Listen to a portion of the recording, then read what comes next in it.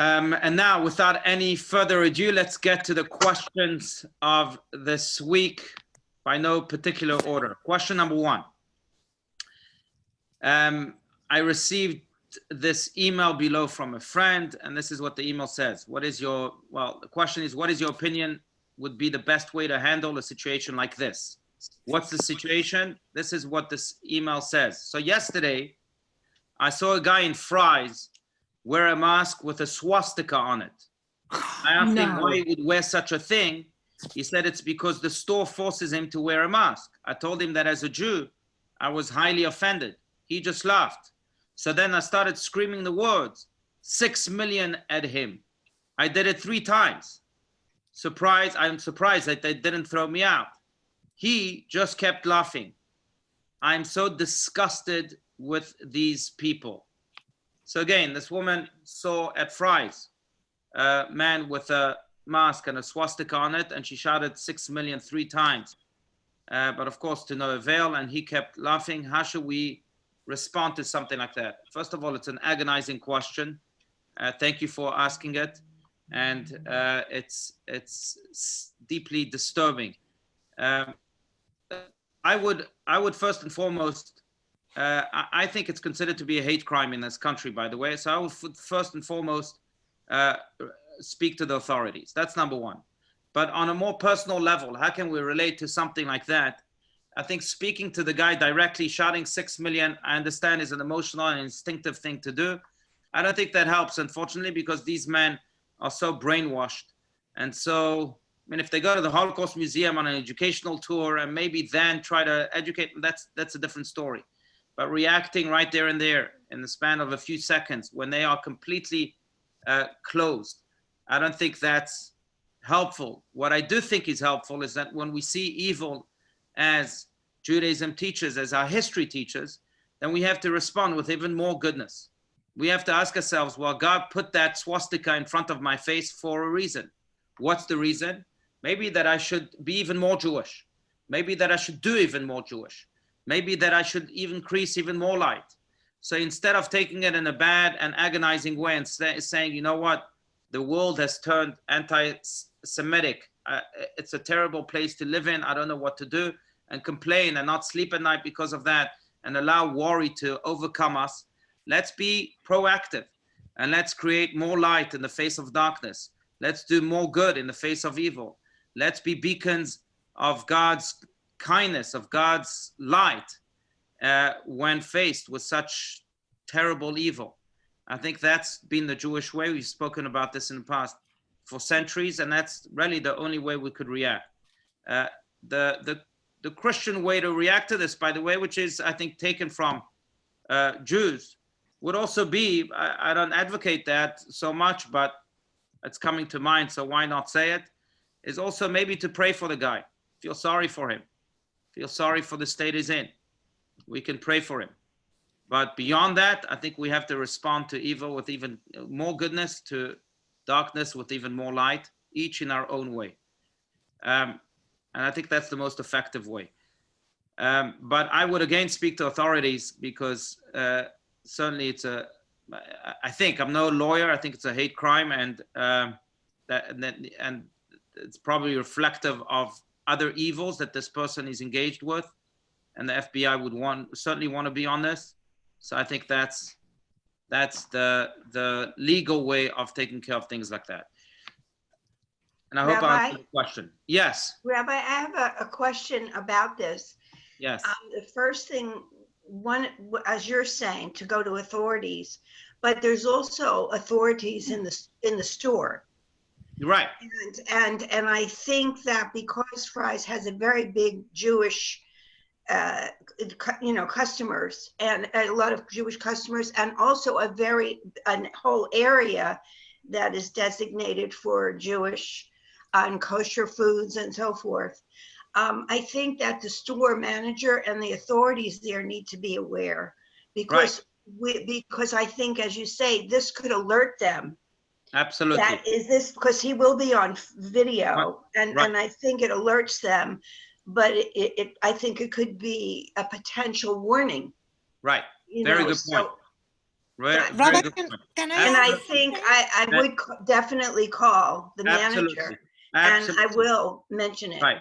Absolutely. Well, And Other I'd like to people know, I had mean, to have seen it. yeah, other people might have probably saw it. And certainly, I think we should speak to the Can Fry's I say manager. I don't know. By the way, I don't know which Fry's it is. Yeah. So, wait, that's what I want to say. It was Yeah. out in the East Valley in Gilbert. It and happened to my girlfriend. And the thing is, she said there's nothing you can do because it's freedom of speech.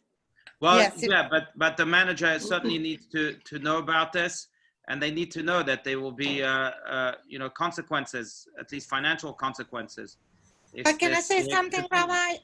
I Yeah. think the problem right now is the stores are so overwhelmed just to trying to get the people to wear those masks, that if on top of that you try to make them not have a hate message in it, I don't know how to.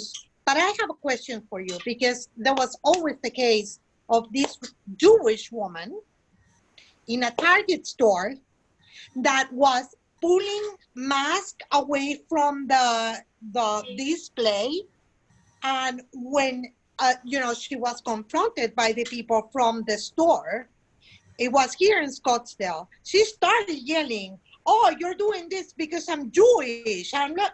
And someone was recording it, and now it's viral and all over the internet, and it's so shameful. It is so Right. shameful. Okay. So I'm going to say what I said. I understand. It's so shameful. And so I'm going to say exactly what I said. Look, there's two ways, really two very clear ways, at least in my eyes, of dealing with incidents like this or like that. And that is, we can say, all right, this is terrible and shameful, and it is. And I agree with all those sentiments. And it's a chilul Hashem, it's a desecration of God's name and of the name of his people, no doubt. But the question is, are we going to just wallow in those emotions? Or are we going to do something about it? I think that there's What divine people are providence. doing is recording it. Fine, that's what they're doing. But what are we doing about this? And I think there's divine providence in everything that we experience in life. I saw a butterfly today. There's divine providence in that. I have to ask myself, what's the lesson here? And even more so when I see such significant events like this in my life. The question I have to ask myself, why does God want me to see this at this point? Is it for me just to be anxious? No. Is it for me just to complain? No. Is it for me just to feel that way? No, even though my feelings are legitimate. I think the way to respond, and that's the second way, is to say, all right, God wanted me to see that because he trusts me as his agent of goodness, and he wants me to respond with even more goodness. Amen. And he knows he wouldn't have shown it to me otherwise. He would have maybe shown it to someone else who's capable of doing goodness if I'm not capable of doing goodness.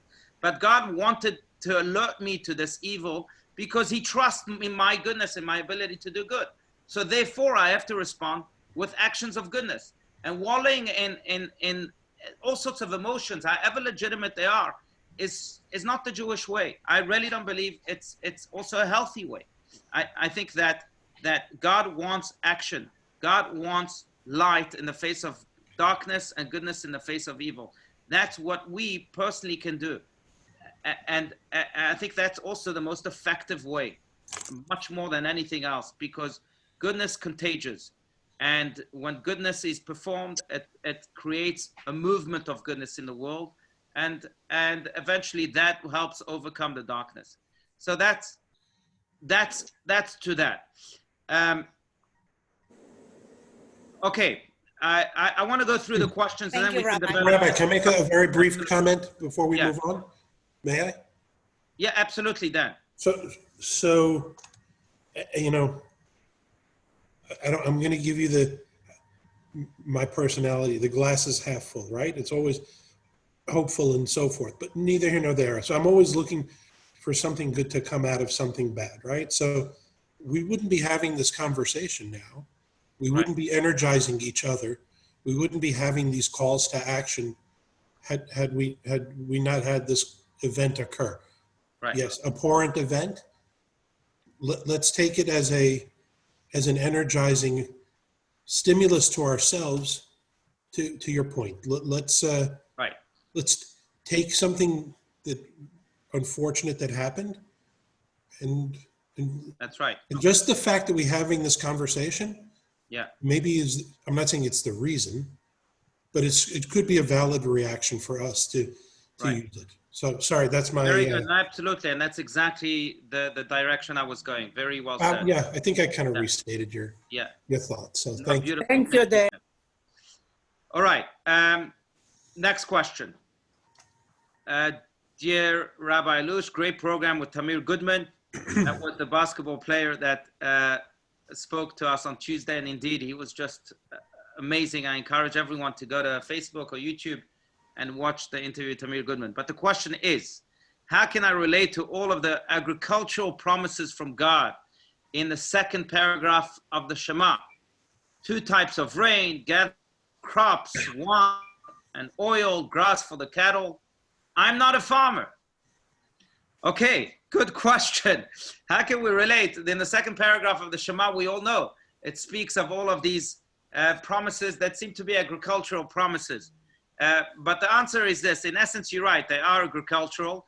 There's 2 answers to that. The simple answer is that, yes, they are agricultural, and so they should be, because eventually, at the very essence of the world, there is the blessing of good agriculture. If there's drought in our country, from there on, everything else in the chain of humanity, everything else suffers.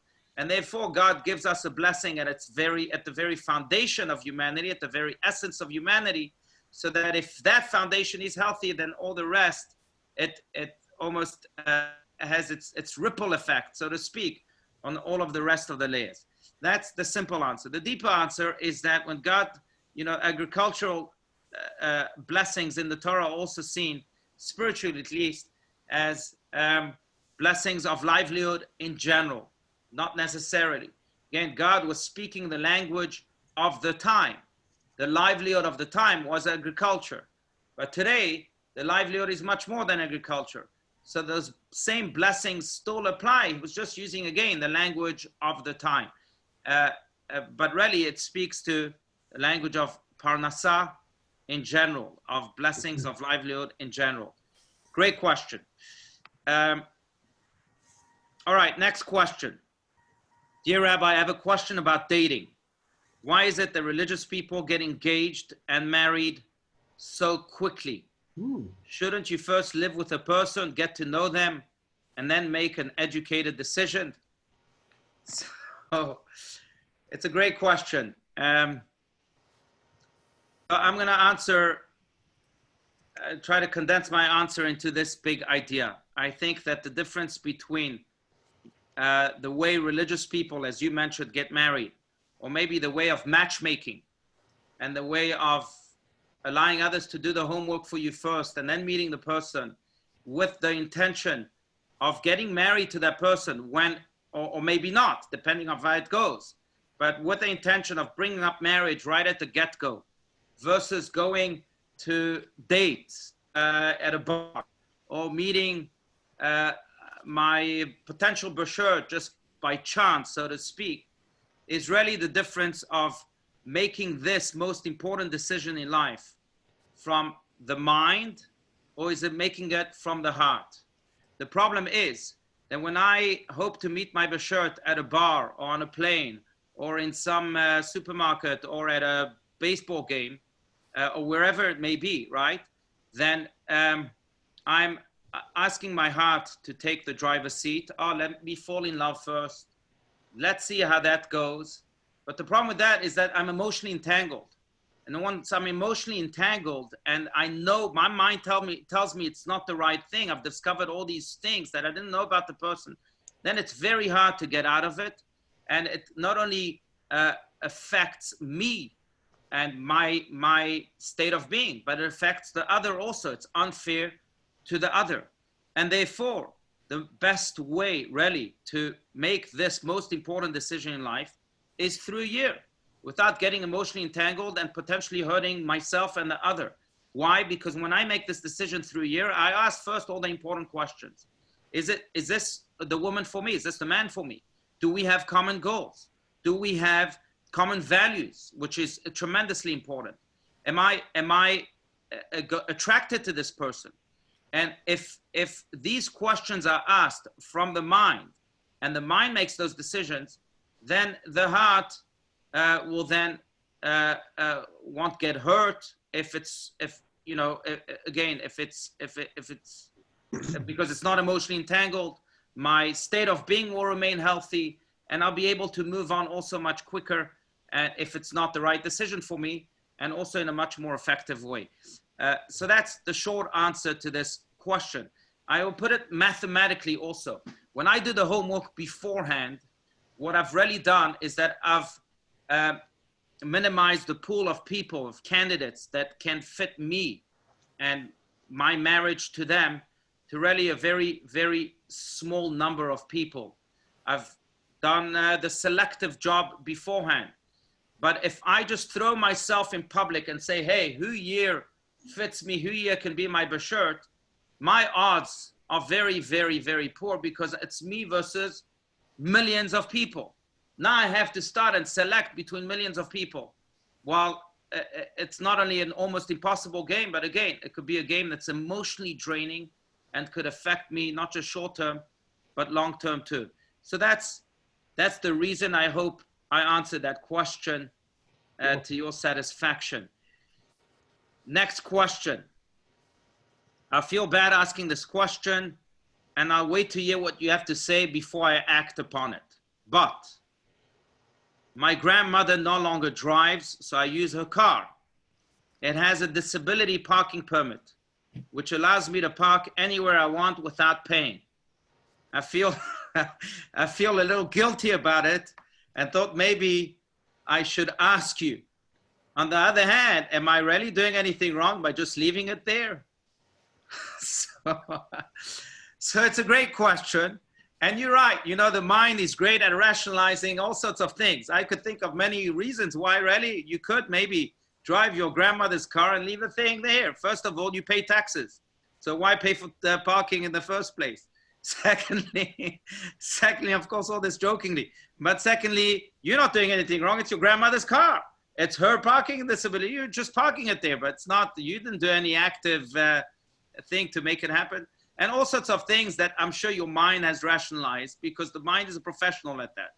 But there's one thing that I can think that does not allow you, at least Jewishly, to do this. And that is that it's simply unethical. There's a verse in the Torah that's repeated time and time again, especially in the book of Leviticus, that says, Vasita atov ve'yashar b'nei Hashem, that you have to do what is right, what is honest, and what is good. Not always everything that is honest is good, and not everything that is good is honest. Yeah, you have to do what is honest and what is good in the eyes of God. You have to be honest. So it's unethical. It's truly unethical. Besides the fact that maybe by parking there, someone else that is truly handicapped won't be able to park there. And then you've caused real damage to someone else. So I know it's a great perk to have now, and maybe legally you're not doing anything wrong, but Jewishly and ethically you certainly are if you do that. But well done for waiting to act upon it until you asked the question. Now you know what to do, or more accurately, what not to do. Rabbi, actually you can get a ticket for doing that. It's illegal. But I was with a girlfriend in Los Angeles, and she had one of those stickers. And I said, you know what? I'm not going out of the car if you're doing that. Because I saw a woman here in Scottsdale that was very handicapped. She went to the film festival. There was no parking, and she ended up turning around and leaving because she couldn't walk. So I think it's very, very wrong. Whether it's, I would never let somebody do that. No, thank you. Thank you. Okay. All right. Next question. So, dear Rabbi, I think I have an anger issue when it comes to my kids. I don't usually get angry, but when it comes to them, I snap quite easily. Is there something wrong with me? And how can I fix this problem? So I don't think there's anything wrong with you. I think all parents will admit to their weakness, that they too snap at their children more often than not. and it's normal. And we snap at them because we love them. It reminds me of the story of Rabbi Steinsaltz, of how he was once in a synagogue and there were children running around, and he was wondering to himself, who's the father of these children? They were interacting with many adults, so he didn't know exactly who was the father. And then came a father and gave a punch, slapped came an adult and slapped that child, and he said, oh, that must be the father, because no one else would do it. And he was right, obviously, but because we love our parents, children so much, and we feel so responsible for them, therefore we can snap at them sometimes, and certainly we discipline them as we should. Not that we should snap at them, we should discipline them. But snapping at them is certainly not the right thing. First of all, I think one tool is that we have to know that it's completely ineffective. When you react instead of responding, when you react again from the heart and not from the mind, it's ineffective. Children won't be able to connect to any type of message that you try and give them when it comes from anger. So maybe that's one tool that you can use that will help you in dealing with this. The second tool, just the story of the Lubavitcher Rebbe again comes to mind. Actually, the Rebbe was asked more or less the same question by a father who too snapped at his children. And the Rebbe brilliantly asked this father if he had neighbors. And the man said yes. And the father said, well, do your neighbors have children? The man said yes. He says, the children neighbor, they come and play with your children sometimes? The father said yes. He said, now, if the children of your neighbor misbehave, and if they break a vase, I think that's the example he brought, in your house, do you get really upset at them? Do you snap at them then? The man says, no, only at my children, not the children of my neighbors. So the Rebbe responded, well, your children are the children of your neighbor, the one up there. They're God's children. They're not your children. So treat them as such. So I'm telling this father, next time your child gets on your nerves and he spilled the soup on the floor, and he tells you, oh, I'm so happy I spilled this soup, because anyway, hated it, let's go out for dinner. How should you respond? 2 words only. They're God's children, not yours. God's children, not yours.